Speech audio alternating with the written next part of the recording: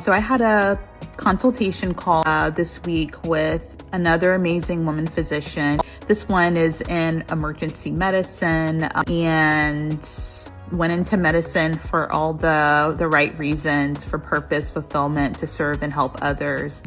But over the years since she's left training, she's faced COVID, right? Been on the front lines of the pandemic and has just over time seen the real limitations of our broken healthcare system.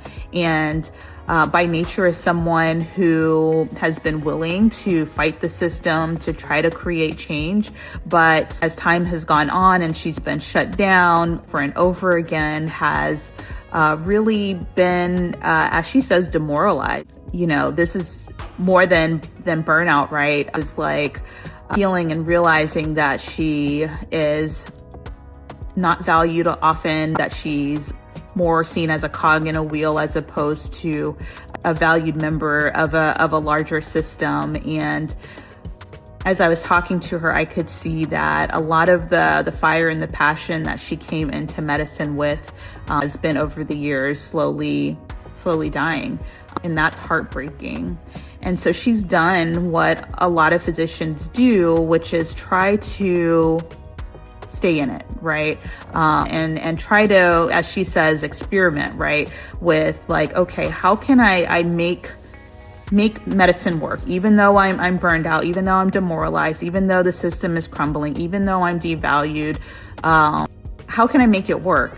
And so she's done things like switch to locums for more freedom and flexibility. She's done things like reduce her hours, done things like fill her free time with hobbies and travel and things that she would expect brings her joy. And what she has found is that none of that has really helped, right? None of that has brought back her fire, her passion, her sense of purpose, her fulfillment, her happiness, or her peace of mind. Oftentimes we think it's just an external fix that we need, and it goes a lot deeper.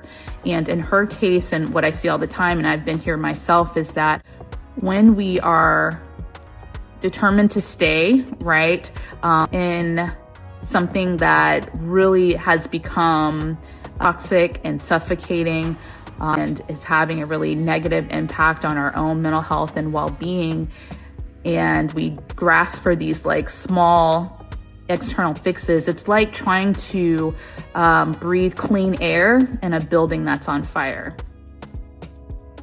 You can't do it, right? You take a deep breath in a building that's on fire and your lungs are going to fill with smoke and you're going to pass out, right? Like it doesn't work. And so I'm amazed at how many calls I've had recently and clients I've worked with now and in the past who have said kind of similar things, right? Like physicians, we're responsible, right? We have a lot on our shoulders.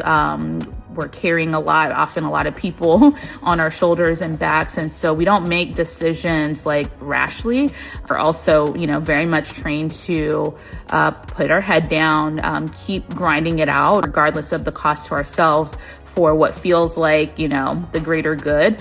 And I've seen women physicians do this for years and years and years and years, smoldering burnout before they finally reach a breaking point and reach out for help. And so I think the first thing I want to share is that you don't have to wait.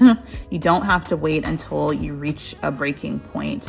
Notice the signs, the patterns, right?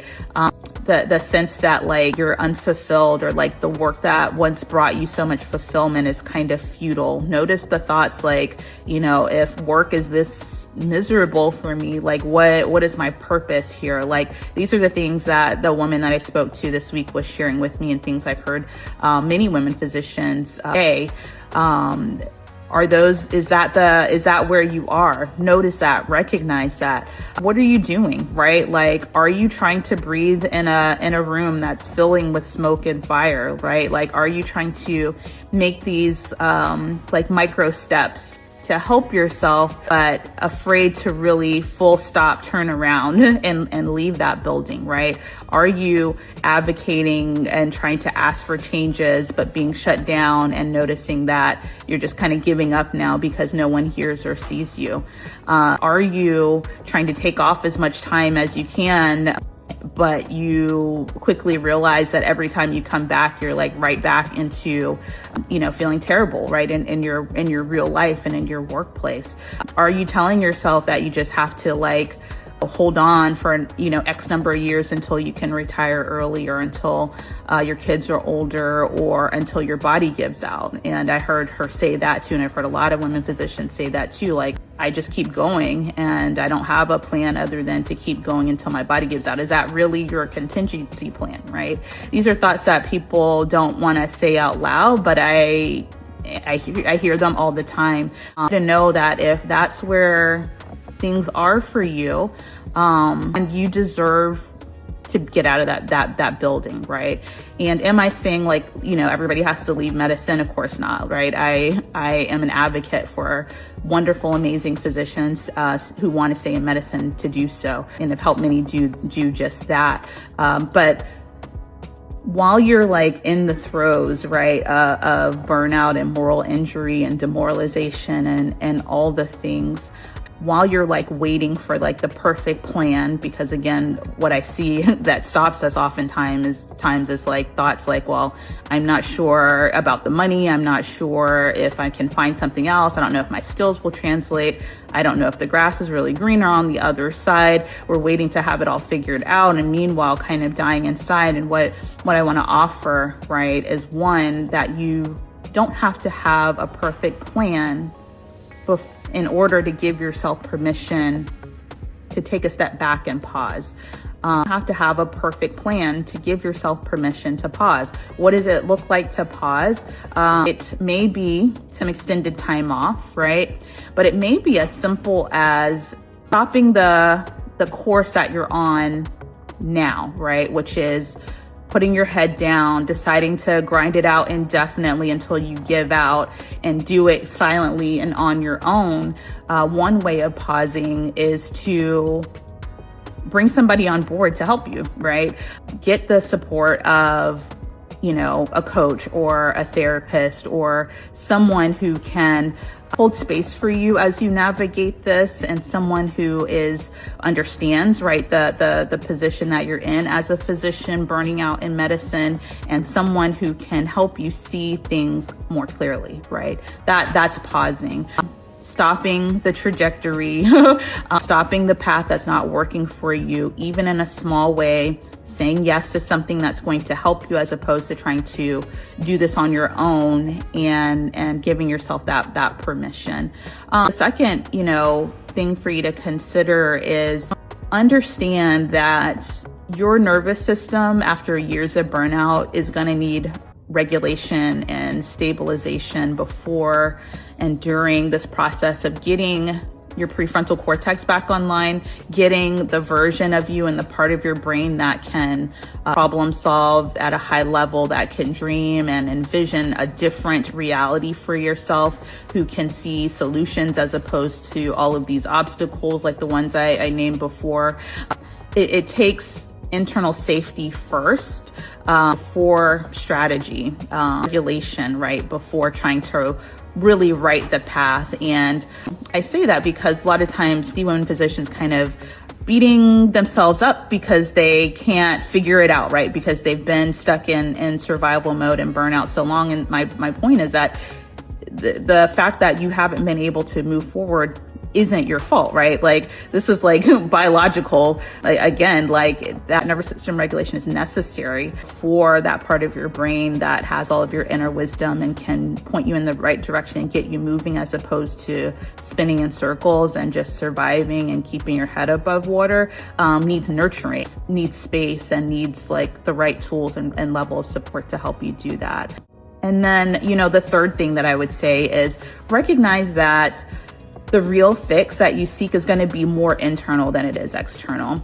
In the case of the woman physician that I was talking to earlier this week, she did what all of us do. I did this myself, which is like try to find the external fix, right? Again, she noticed, right, that she wasn't feeling good in medicine anymore, that she's burning out.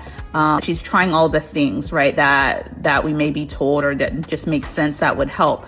Locums, less hours, more hobbies, more travel. And yet truth is she's still stuck in medicine, right? And medicine is not right for her. Clinical medicine is not right for her right now. Again, that's not to say that's for everybody, but she's still in that burning building. And it's no wonder that she doesn't feel any better even with those external fixes. And it's not as simple as just like, okay, well, like let's leave, right? Like we know there's so much to go into a decision like that, but it's more than just the decision. It's the permission, and it's understanding like the conditioning, the thoughts, the beliefs, the emotions, all the things that keep physicians stuck and grinding it out until our bodies give out. And it takes support and help, which you deserve, to right that ship. So if this resonates, if you saw yourself in this story, if you've been burned out, right, know it, or you're on that path and you're kind of stuck still, right?